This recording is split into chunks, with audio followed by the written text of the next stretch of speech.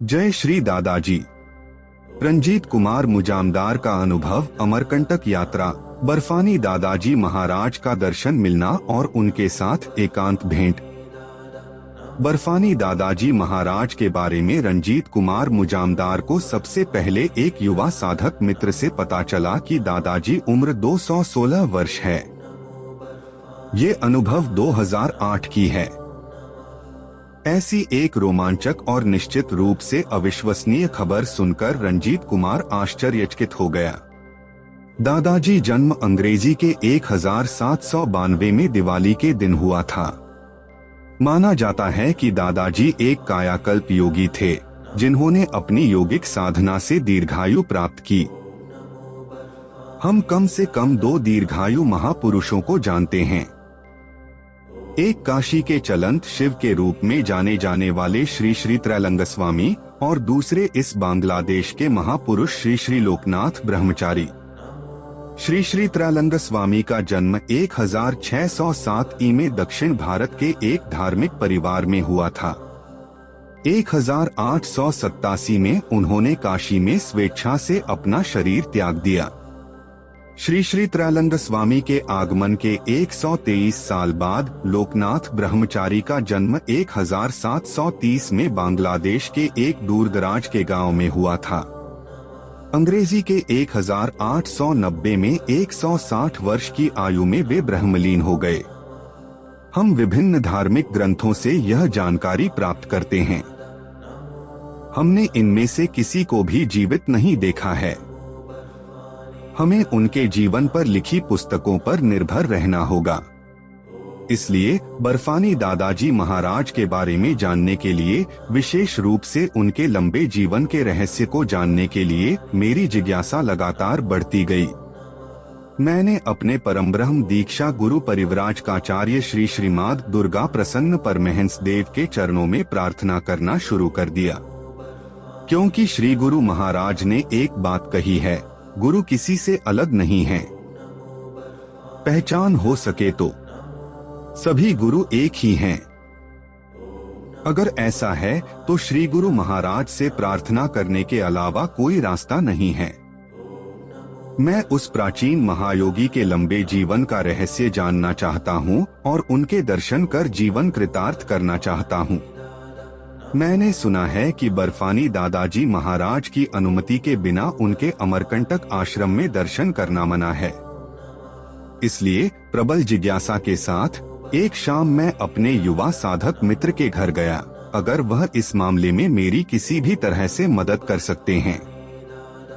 मित्र के माता पिता से बर्फानी दादाजी महाराज के दर्शन और अलौकिक क्रियाओं का विस्तृत वर्णन सुनकर मेरी इच्छा ऐसे एक बुजुर्ग महायोगी को जल्द से जल्द अपनी आंखों से देखने की और भी प्रबल हो गई। उनके बारे में सुनी गई घटनाओं की सच्चाई जानने के लिए मैंने अपनी यह इच्छा मित्र के पिता से कही।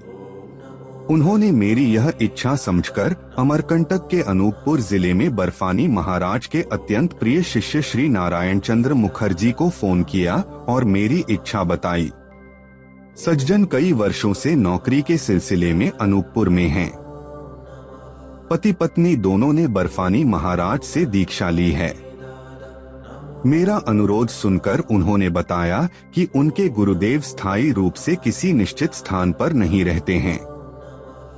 वे साल भर उत्तर और मध्य भारत के विभिन्न स्थानों पर भ्रमण करते रहते हैं। वे कब कहाँ कितने दिन रहते हैं, यह किसी को ठीक से पता नहीं होता। लेकिन वे जहाँ भी हों, शिवरात्रि से 10-12 दिन पहले गुरुजी अमरकंटक आश्रम में जरूर आएंगे। तब नारायण बाबू मौका देखकर गुरुजी की अनुमति लेकर मुझे बताएंगे।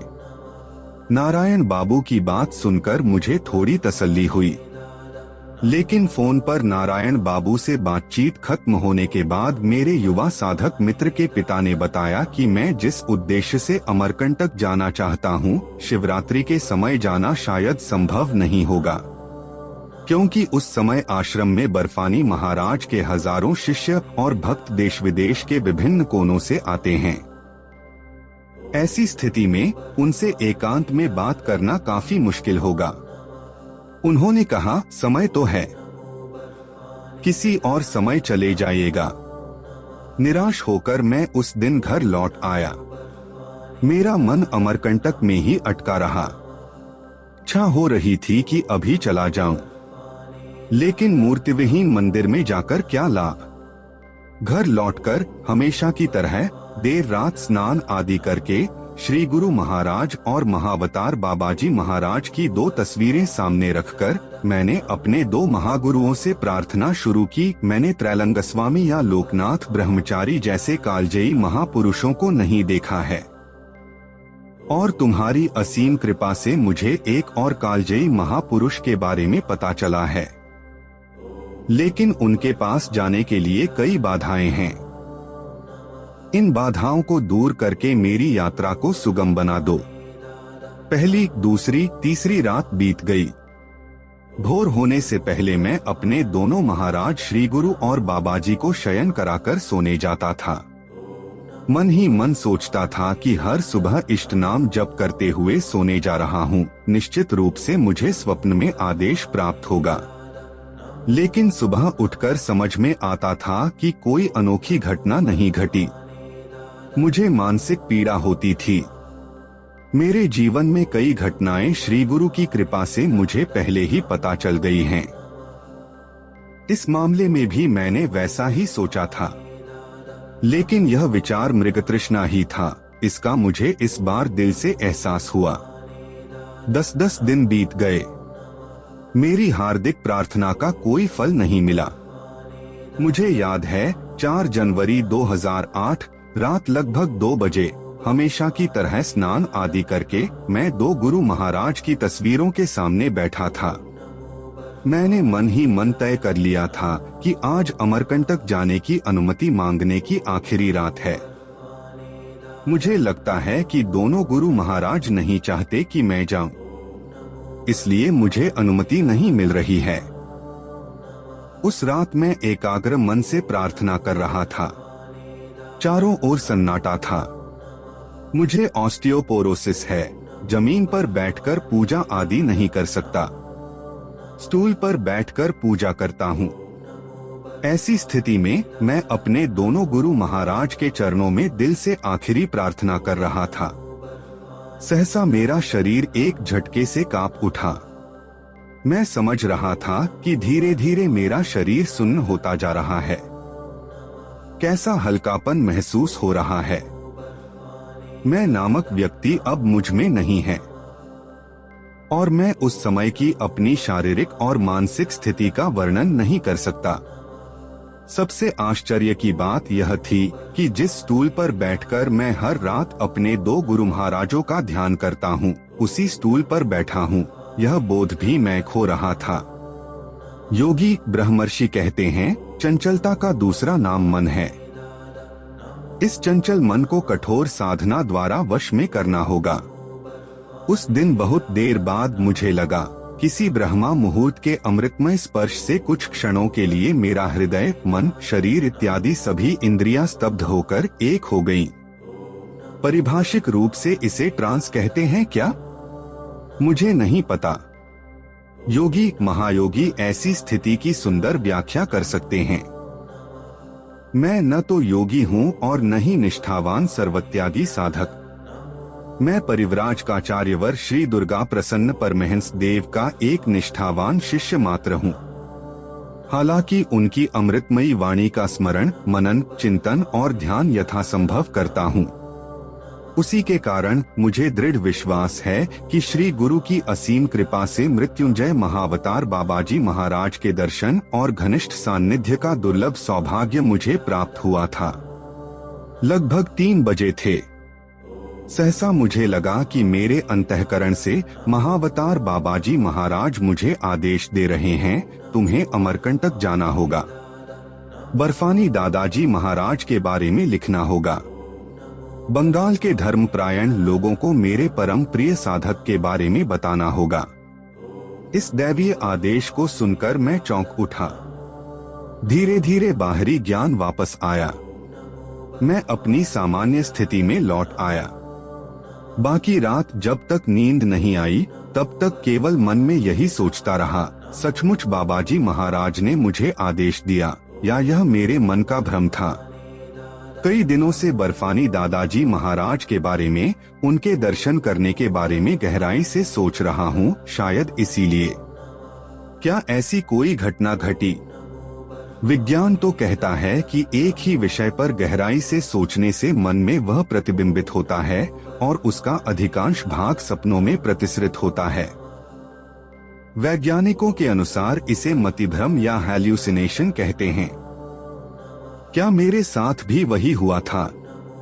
मैं ये बातें किसी से कह भी नहीं पा रहा हूँ। अविश्वासी इसे पाखंड कहेंगे और विश्वासी मुझे ही न साधु या योगी समझ बैठें। मैं तो गृहस्थ हूँ।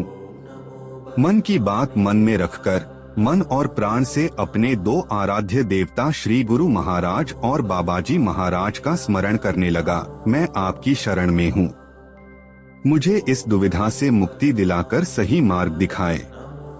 मुझे बृहदारण्यक उपनिषद का वह प्रसिद्ध श्लोक याद आ गया जहाँ भक्त अपनी आर्त पुकार कर रहा है, अस्तोमा सद्गमय, तमसोमा ज्योतिर्गमय, मृत्योर्मा अमृतं गमय। हे परम गुरु परमात्मा, आप मुझे असत पथ से, गुमराह होने से सतपथ पर ले जाएं। अविद्या रूपी अंधकार से मुझे मुक्त करके मेरे समक्ष विद्या रूपी सूर्य प्रकाशित करें। मृत्यु और रोग से दूर रखकर मुझे मोक्षानंद रूपी अमृत प्रदान करें। मेरी भी वैसी ही स्थिति है। मैंने तन, मन और वाणी से श्री गुरु की वंदना शुरू कर दी। श्रीमद् भगवद गीता के 9वें अध्याय राजविद्या राजगुह्य योग में भगवान श्री कृष्ण कह रहे हैं, अवजानन्ति मां मूढ़ा मानुषेण तनुमाश्रितम परम भावम जानन्तो मम भूत महेश्वरम। अवतार रूपी स्वयं गुरु को कौन जान सकता है? हम मूर्खों का समूह हैं। गुरु स्वयं कृपा करें तभी जगत रहस्य जैसे जाना जाता है वैसे गुरु को भी जाना जाता है। इस धारणा को दृढ़ करके एकाग्रचित्त से श्री गुरु भगवान का स्मरण करना शुरू कर दिया। मन एकाग्र रूप से चाह रहा है कि शीघ्र ही अमरकंटक चला जाऊं, बर्फानी दादाजी महाराज के दर्शन करके धन्य हो जाऊं। यदि श्री गुरु और बाबाजी महाराज की कृपा से मैं अमरकंटक जा सका, बर्फानी दादाजी महाराज के दर्शन कर सका, तो अपने मन की जिज्ञासा शांत करने के लिए उनके पवित्र चरणों में कुछ विशेष प्रश्न रखूंगा। इसके साथ ही उनकी मौन साधना जीवन की कहानी जानना चाहता हूँ। गुरु की कृपा से पिछले 40 वर्षों में मुझे भारत के, विशेष रूप से हिमालय के कई उच्च कोटि के महापुरुषों के घनिष्ठ सान्निध्य पाने का अवसर मिला है। मैंने उनके साधना मार्गों के बारे में कई बातें जानने की कोशिश की है। कुछ स्थानों पर उत्तर मिला और कुछ स्थानों पर नहीं मिला। उत्तर न मिलने पर निराश नहीं हुआ या उससे मेरी चरवेती आगे बढ़ते रहना धीमी नहीं पड़ी। बर्फानी दादाजी महाराज के मामले में मुझे एक ही बात बार बार याद आ रही है। उनके इस सुदीर्घ पवित्र जीवन का हर पहलू अभी तक पूरी तरह से सामने नहीं आया है, विशेष रूप से बंगाली धर्मपरायण समाज में। मुझे यह भी लगता है कि ऐसे एक महासाधक के पूरे जीवन की जानकारी आज भी किसी को भी पूरी तरह से ज्ञात नहीं है। इसीलिए मैंने मन में दृढ़ निश्चय कर लिया कि यदि अवसर मिला तो इस महायोगी के बारे में जितना हो सकेगा जानने की कोशिश करूंगा। मुझे याद है 4 फरवरी 2008 की दोपहर जब मैं पूजा में बैठा था, तब अमरकंटक से नारायण बाबू का फोन आया। उन्होंने बताया कि बर्फानी दादाजी महाराज इस महीने की 11 तारीख को अमरकंटक आ रहे हैं। उन्होंने नारायण बाबू से मेरे बारे में बात की थी। उन्होंने मेरी बातें सुनकर मुस्कुराकर नारायण बाबू से कहा, उसको 12 तारीख अमरकंटक आने के लिए बोल दो। नारायण बाबू की बात सुनते ही मेरे पूरे शरीर में एक सिहरन दौड़ गई। उस तंद्रा से वास्तविकता में लौटकर मैंने पूछा, आज 4 फरवरी दोपहर है, क्या मुझे 11 फरवरी का कंफर्म टिकट मिल पाएगा? मुझे नहीं लगता। उत्तर में नारायण बाबू ने बहुत विश्वास के साथ कहा, गुरुदेव ने जब आपको 12 तारीख को अमरकंटक आने के लिए कहा है तो रेल टिकट के बारे में मत सोचिए, जान लीजिए कि आप 12 तारीख को आ ही रहे हैं। और एक रहस्यमय आश्वासन अगले भाग में जारी। इस कहानी के आगे के भाग जानने के लिए कृपया सब्सक्राइब करें। जय श्री दादाजी।